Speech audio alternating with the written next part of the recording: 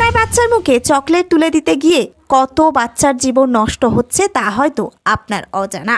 1.8 million African শিশু যারা তাদের শৈশব র্যাপিং পেপারে মুড়ে ঢেলে দিচ্ছে আমার আপনার সন্তানের মুখে।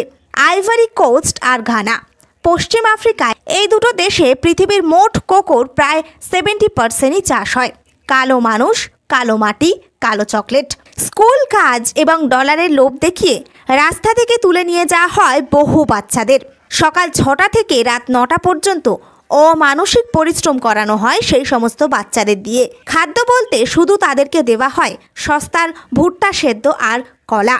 রাতে জানোয়ারের মতো জানলা দরজাহীন একটা কাঠের আস্তাবলে ফেলে রাখা হয় সেই সমস্ত বাচ্চাগুলোকে। কখনো শিকল দিয়ে বেঁধেও রাখা হয়। তার মধ্যে যারা পালানোর চেষ্টা করে তাদেরকে বেঁধে মারা হয়। মার খেয়ে বা ধর্ষণে মরে গেলে নদীতে বা কুকুরের মুখে ছুঁড়ে ফেলে দেওয়া হয় সেই বাচ্চাগুলোর শরীর। ভয় লাগছে, ঘেন্না লাগছে তো?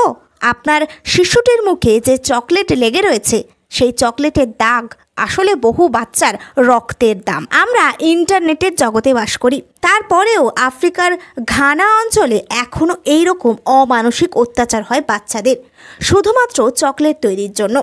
এখন প্রশ্ন উঠবে, বাচ্চারাই কেন? বড়দেরকে কেন এই কাজে নিযুক্ত করা হয় না? বিশ্ববিখ্যাত চকলেট কোম্পানিগুলি যেমন নেসলে, হার্শেস, মার্স, এরা সবাই কিন্তু ওই ঘানা অঞ্চলের চকলেটই নেয়।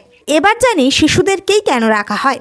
প্রতিযোগিতার বাজারে কোকোর দাম কম রাখার জন্যই শিশু শ্রমিক দরকার, কারণ 5 থেকে 12 বছর বয়সীরা মজুরি পায় না। তার উপরে কোকো ফিল্ডের দুর্গম জায়গায় বাচ্চারাই যেতে পারে, সেখানে বড়রা ঢুকতে পারে না।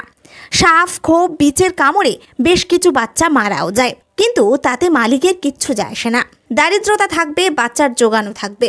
বড় কোম্পানিগুলো তবুও চুপ, কারণ সস্তায় সেখানে কোকো পাওয়া যায়। কোকো ফার্মে শিশু শ্রমিকদের মধ্যে প্রায় 40%ই মেয়েরা থাকে। তাদের বয়স সন্ধি আসে, যৌবন আসে এই কোকো বাগানেই। এদের অধিকাংশই সারা জীবন তাদের পরিবারের সঙ্গে দেখাই করতে পারে না, কারণ এখানে যারা ঢোকে তারা আর বেরোতেই পারে না।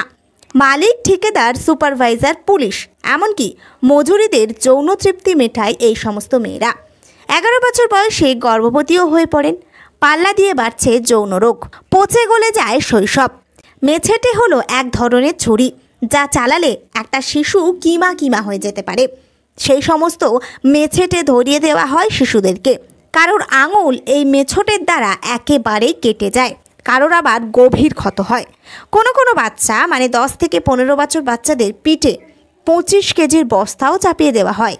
একটু বিশ্রামের জন্য চাবুকের বাড়ি পড়ে। 2024-এ দাঁড়িয়েও এই অন্ধকার জগতে ডুবে রয়েছেন ঘানা। কৃতদাস প্রথা এখনও চলছে সেখানে। হ্যাঁ, চকলেট খুবই সুস্বাদু, আর ডার্ক চকলেট ঠিক যতটাই ডার্ক, তার পেছনের ইতিহাসটা ঠিক ততটাই ডার্ক।